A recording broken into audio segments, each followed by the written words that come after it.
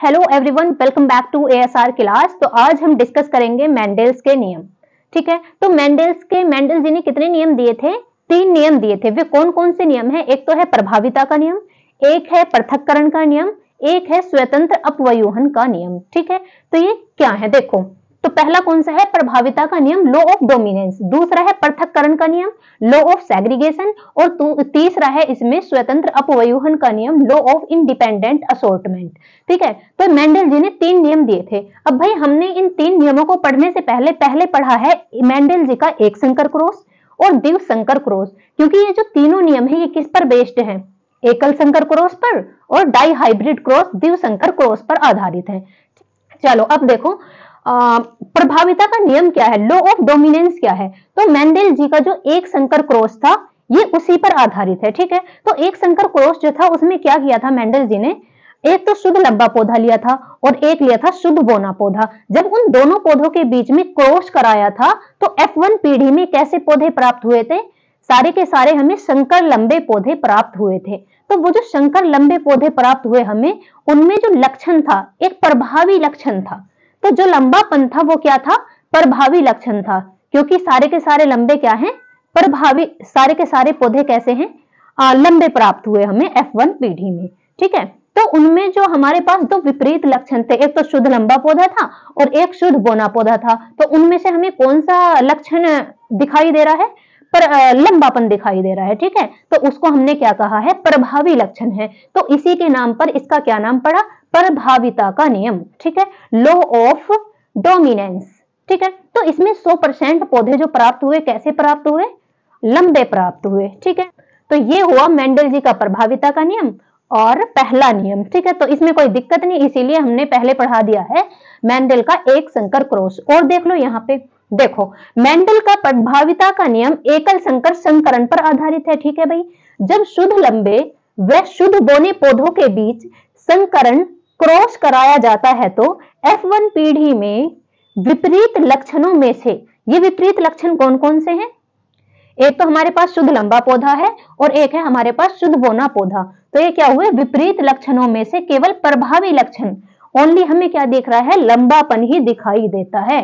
तो इसी को क्या कहा है हमने? प्रभावी लक्षण कहा है। ठीक है, प्रभाविता का नियम कहा है। और जो बोनापन होगा वो छिपा रहता है। ठीक है, चलो अब इसका अगर हम उदाहरण की बात करें तो उदाहरण क्या हो जाएगा? जब शुद्ध लंबे व शुद्ध बोने पौधों के मध्य संकरण कराया जाता है, क्रॉस कराया जाता है, तो F1 पीढ़ी में सभी पौधे 100% लंबे प्राप्त होते हैं क्योंकि लंबेपन का लक्षण प्रभावी है। तो ये क्या हुआ? मेंडल जी का प्रभाविता का नियम हुआ, लॉ ऑफ डोमिनेंस हो गया। ठीक है, तो इसमें हम फिर इसका उदाहरण लिख देंगे। तो भाई इसमें बोर्ड में अगर क्वेश्चन आता है तो इसमें क्वेश्चन बनेगा कि मेंडल के वंशागति के नियमों का वर्णन कीजिए या मेंडल के वंशागति के नियमों का सचित्र वर्णन कीजिए। ठीक है, ये क्वेश्चन बन जाएगा। या फिर दूसरा क्वेश्चन क्या बनेगा इसमें कि मेंडल के नियम क्या हैं, उनका सचित्र वर्णन कीजिए। ठीक है, तो क्या लिखोगे आप? सबसे पहले देखो यहाँ पे लिखना है मेंडल के नियम। तो मेंडल्स के नियम कितने हैं भाई? 3 नियम है। कौन कौन से हो जाएंगे? प्रभाविता का नियम, पृथक्करण का नियम और स्वतंत्र अपव्यूहन का नियम। जो मेंडल के ये 2 नियम है, ये जो 2 नियम है ये किस पर आधारित है? एकल संकर क्रॉस पर आधारित है। किस पर हो जाएंगे? एकल संकर क्रॉस, एकल संकर संकरण पर आधारित है। ठीक है, मोनो हाइब्रिड क्रॉस पर आधारित है। मोनो हाइब्रिड क्रॉस पर आधारित है ये दोनों नियम। इसीलिए हमने क्या पढ़ाया है? पहले मोनो हाइब्रिड क्रॉस पढ़ा चुके हैं, मेंडल का एकल संकर क्रॉस पढ़ा चुके हैं। और ये जो आधारित है द्विसंकर क्रॉस पर आधारित है। किस पर आधारित है ये? द्विसंकर क्रॉस, डाई हाइब्रिड क्रॉस, द्विसंकर संकरण पर। ठीक है, संकरण पर आधारित है। तो ये क्या हो जाएगा? डाई हाइब्रिड क्रॉस पर आधारित है ये वाला। तो ये दोनों पढ़ रखे हैं, बस देखना है कि लिखना कैसे है। ठीक है, चलो तो ये हो गया पहला नियम। तो इसमें हम ये सब लिख के, उदाहरण लिख के इसमें एक ऐसे बना देंगे।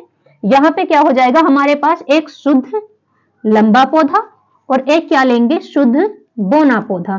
ठीक है, एक प्योर टॉल लेंगे, एक प्योर ड्वार्फ लेंगे। ठीक है, जब हम इन दोनों पौधों के बीच में क्रॉस कराएंगे, अगर जब हम इनके बीच में क्रॉस कराएंगे टी और टी, क्या आ जाएगा हमारे पास, टी और टी। ठीक है, फिर हम इसी का क्रॉस इससे कराएंगे तो हमें क्या प्राप्त होगा, कैपिटल टी और स्मॉल टी। ठीक है, इतना हो गया। फिर हम इसका क्रॉस कराएंगे पहले वाले से, इससे, तो यहाँ पे भी क्या मिलेगा हमें, कैपिटल टी और स्मॉल टी। फिर हम इसका क्रॉस कराएंगे इससे, तो यहाँ पे भी हमें क्या प्राप्त हुआ, कैपिटल टी और स्मॉल टी। तो भाई ये हमारे पास क्या निकल के आई, ये हमारे पास क्या निकल के आई, F1 पीढ़ी। ठीक है, ये क्या निकल के आई हमारे पास, F1 जनरेशन निकल के आई, F1 पीढ़ी। तो अब हम देख रहे हैं कि जो हमारी F1 पीढ़ी में पौधे कैसे हैं, सारे एक जैसे दिख रहे हैं ना। तो इसमें जो कैपिटल लेटर है, टी है, कैपिटल टी है, तो कैपिटल टी इसमें क्या है, प्रभावी लक्षण है। तो सारे के सारे पौधे हमारे पास कैसे प्राप्त हुए, संकर लंबे। कैसे हुए भाई, संकर लंबे, संकर लंबे, hybrid, hybrid tall, hybrid tall पौधे प्राप्त हुए। तो 100 के 100% हमें कौन से पौधे प्राप्त हो रहे हैं, लंबे पौधे प्राप्त हो रहे हैं। ठीक है, तो इसमें जो प्रभावी लक्षण है क्या है, लंबापन है, क्योंकि सारे के सारे कैसे हैं, लंबे हैं। और जो बोनापन है इसमें क्या है, छिपा हुआ है, बोनापन क्या है, छिपा हुआ है। तो कैसे लिखोगे इसमें, मेंडल के तीनों नियम, 7 नंबर में भी क्वेश्चन बनता है और 4 नंबर में भी क्वेश्चन बनता है। ठीक है, तो पहले ये लिख देंगे हम प्रभाविता का नियम, और फिर हम पढ़ेंगे पृथक्करण का नियम। लॉ ऑफ सेग्रीगेशन क्या है भाई, जब ये F1 पीढ़ी में हमें सारे के सारे लंबे प्राप्त हुए तो F2 पीढ़ी में क्या होगा, तो F2 पीढ़ी में हम यही से शुरू करेंगे, F1 जनरेशन से। ठीक है, इसे नोट करो, इसका स्क्रीनशॉट ले लो। फिर हम नेक्स्ट पर आते हैं पृथक्करण के नियम पर। तो अब हम इसमें डिस्कस करेंगे पृथक्करण का नियम। ठीक है, ये कौन सा नियम है, मेंडल का दूसरा नियम है। क्या बोलते हैं इसको, लॉ ऑफ सेग्रीगेशन बोलते हैं। और जो हमने लॉ ऑफ डोमिनेंस पढ़ा है, प्रभाविता का नियम पढ़ा है, उसमें हमने जब 2 विषम युग्मजीव पौधों के बीच में क्रॉस कराया तो F1 पीढ़ी में हमें कैसे पौधे मिले, सारे के सारे हमें संकर लंबे पौधे प्राप्त हुए। अब इसमें क्या होगा भाई, देखो यहाँ पे जो हमारी F1 पीढ़ी थी उसमें कैसे पौधे प्राप्त हुए थे हमें, टी टी और capital T small T, capital T small T और कैपिटल टी स्मॉल टी। तो ये हमारे पास कौन सी पीढ़ी थी, F1 पीढ़ी थी। जब हमने इसमें F1 पीढ़ी में स्वयं परागन कराया, यदि हम इनके बीच में क्या करा दें, स्वयं परागन करा दें, इनके आपस में स्वयं परागन कराएं, क्रॉस कराएं, तो हमें कैसे पौधे प्राप्त होंगे। ठीक है, तो हमें यहाँ पे प्राप्त होंगे कैपिटल टी और कैपिटल टी हो जाएगा यहाँ पे। ठीक है, फिर दूसरा हम जब इसकी इससे कराएंगे तो हमें यहाँ पे प्राप्त होगा कैपिटल टी और स्मॉल टी। ठीक है, फिर हम जब इस टी की इस टी से कराएंगे तो यहाँ पे हमें क्या मिलेगा, कैपिटल टी और स्मॉल टी। फिर इस टी की इससे कराएंगे तो क्या हो जाएगा, कैपिटल स्मॉल टी और स्मॉल टी। ठीक है, तो ये हमें जो प्राप्त हुए, ये कौन से पौधे प्राप्त हुए, F2 जनरेशन। ये कौन सी है, F2 जनरेशन है। ठीक है, अगर हम इन्हें हटा दें, तो इन दोनों के बीच में जब हमने स्वयं परागन कराया तो हमें कैसे पौधे प्राप्त हुए, देखो कैसे हुए। कुछ तो है हमारे पास लंबे पौधे और कुछ है हमारे पास बोने पौधे, स्मॉल टी और स्मॉल टी है, तो ये क्या हो जाएगा हमारे पास, शुद्ध बोना पौधा। तो हमें F2 जनरेशन में कितने प्रकार के पौधे प्राप्त हुए, लंबे पौधे भी और बोने पौधे भी, दोनों प्रकार के पौधे प्राप्त हुए इसमें। ठीक है, देखो अब यहाँ पे, तो इसका अगर हम अनुपात देखें, देखो इसमें जब F1 पीढ़ी से प्राप्त पौधों के बीच, तो ये क्या है हमारे पास, F1 पीढ़ी में प्राप्त हमें पौधे प्राप्त हुए थे। जब हमने इन पौधों के बीच में स्वयं परागन कराया, क्या कराया, स्वयं परागन कराया, तो F2 पीढ़ी में लंबे व बोने, तो F2 पीढ़ी में भाई हमें कैसे मिल रहे हैं, लंबे व बोने दोनों प्रकार के पौधे प्राप्त हो रहे हैं। तो इसको हम क्या कहते हैं, हमें क्या हो रहा है, पौधों के लक्षणों का पृथक्करण हो रहा है। तो इसको हम किस किस नाम से प्रदर्शित करेंगे, एक तो हम इसे कहते हैं पृथक्करण का नियम, और लक्षणों का पृथक्करण का नियम कहते हैं, और इसे हम शुद्धता का नियम भी कहते हैं। जो तो पृथक्करण का जो नियम है उसको हम शुद्धता का नियम भी कहते हैं। यहाँ पे है हमें क्या प्राप्त हुआ, स्मॉल टी, और ये है हमारे पास स्मॉल टी, और ये क्या है हमारे पास, कैपिटल टी और कैपिटल टी। तो ये तो हो गया हमारे पास शुद्ध लंबा, और ये क्या हुआ, शुद्ध बोना। तो ये क्या है, शुद्धता का नियम भी शो कर रहा है, और ये कौन से हैं हमारे पास, संकर लंबे। तो इसमें हमें दोनों प्रकार के पौधे प्राप्त हो रहे हैं। तो अगर हम इसका फिनोटाइप अनुपात निकालें तो हमारे पास निकल कर आएगा, का फिनोटाइप अनुपात निकालें, फिनोटाइप अनुपात निकालें तो क्या आएगा इसका निकल के, ये तीन हमारे पास कैसे हैं, ये भी लंबा है, ये दोनों भी लंबे हैं। क्यों है ये दोनों लंबे, क्योंकि इसमें कैपिटल टी जो है कौन सा लक्षण है, प्रभावी लक्षण है। ठीक है, तो इसमें हो जाएगा 3:1। तीन हमारे पास लंबे पौधे हैं और एक हमारे पास शुद्ध बौना है। यदि हम इसका जीनोटाइप अनुपात निकालें तो क्या हो जाएगा, जीनोटाइप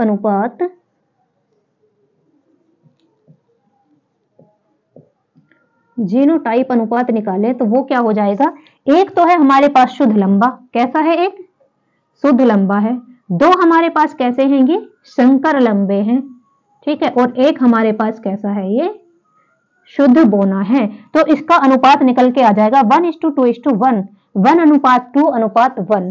ठीक है, तो ये हुआ पृथक्करण का नियम, या इसे बोलते हैं हम शुद्धता का नियम भी बोलते हैं। तो हमने दो नियम डिस्कस कर लिए हैं, लॉ ऑफ डोमिनेंस और लॉ ऑफ सेग्रीगेशन। ठीक है, अब हम पढ़ेंगे लॉ ऑफ इंडिपेंडेंट असॉर्टमेंट। ठीक है, ये कौन सा है, स्वतंत्र अपव्यूहन का नियम, द्विसंकर संकरण पर आधारित है। ठीक है, इसका स्क्रीनशॉट लो, फिर हम नेक्स्ट को तो अब हम इसमें डिस्कस करेंगे मेंडल का तीसरा नियम, स्वतंत्र अपव्यूहन का नियम। ठीक है, लॉ ऑफ इंडिपेंडेंट असॉर्टमेंट। तो इसमें क्या होगा, देखो भाई इसमें क्या होगा, इस प्रकार के संकरण में जब किन्हीं दो या दो से अधिक कारक युग्मकों के लिए, भाई हमारे पास क्या है, दो या दो से अधिक क्या है, युग्मक है। ठीक है, युग्मकों के लिए दो जोड़ी विपरीत प्रभाव वाले पौधों के बीच संकरण कराया जाता है। तो हम यहाँ पे क्या लेंगे, दो प्रकार के विपरीत लक्षणों वाले पौधों के बीच में संकरण कराएंगे। तो दो प्रकार के जो इसमें लक्षण होंगे, दो जोड़ी लक्षण कौन से होंगे, एक तो हो गया इसमें हमारे पास जो मटर का बीज है या मटर का पौधा है वो कैसा होगा, एक तो हमारे पास गोल होगा और पीला होगा, दूसरा हमारे पास झुर्रीदार होगा और हरा होगा। ठीक है, तो ये हमारे पास क्या है, दो जोड़ी विपरीत लक्षण है। ठीक है, विपरीत प्रभाव वाले पौधों के बीच संकरण कराया जाता है। तो इन कारकों का पृथक्करण तथा चयन, तो ये जो हमारे पास कारक हैं, युग्मक हैं, इनका चयन जो होगा स्वतंत्र रूप से होता है। ये क्या होंगे, स्वतंत्र रूप से। ठीक है, स्वतंत्र रूप से इनका चयन होगा, अर्थात एक लक्षण की वंशागति दूसरे लक्षण को प्रभावित नहीं करेगी। तो इसमें जो हमने दो गुणों को ध्यान में रख के पौधों के बीच में क्रॉस कराया, यदि F2 पीढ़ी की संतानों में दोनों लक्षण, जो हमारी F2 पीढ़ी है उनकी संतानों में दोनों लक्षण कौन कौन से हैं, गोल आकार व पीला रंग, झुर्रीदार आकार व हरा रंग संकरण से प्राप्त हुआ है। किससे, संकरण से प्राप्त हुआ है। तो F2 पीढ़ी में अलग अलग लक्षणों के प्रभाव पृथक हो गए हैं तथा F2 पीढ़ी में ये स्वतंत्र रूप से संयुक्त होकर प्रकट हुए। तो F2 पीढ़ी में ये क्या हुए, स्वतंत्र रूप से संयुक्त होकर हमें क्या हुए, प्रदर्शित हुए हैं, प्रकट हुए हैं। इसी कारण झुर्रीदार बीजों के साथ पीला रंग, इसी कारण क्या हुआ, झुर्रीदार बीजों के साथ तो पीला रंग आया है और गोल बीजों के साथ हरा रंग भी प्रकट हुआ है। तो ये क्या है, स्वतंत्र अपव्यूहन का नियम है। इसमें क्या हुआ, जब हमने दो प्रकार के क्या लिए, दो लक्षणों वाले पौधे लिए, गोल है, पीला है, झुर्रीदार है और हरा है। ये कौन सा है हमारे पास, गोल पीला, गोल पीला, और ये कौन सा है हमारे पास, झुर्रीदार और हरा है, झुर्रीदार और हरा है। ठीक है, तो हमने क्या कराया, ये तो हुए F1 पीढ़ी हुई इसमें ये। ठीक है, तो ये क्या हुई इसमें F1 पीढ़ी और ये हो जाएगी F2 पीढ़ी। तो भाई जब हमने ये दो प्रकार के क्या लिए, दो लक्षणों वाले पौधे लिए, इनके जो युग्मक हैं, जब हमने इनके युग्मकों के बीच में निषेचन कराया, हमने इनके युग्मकों के बीच में जब निषेचन कराया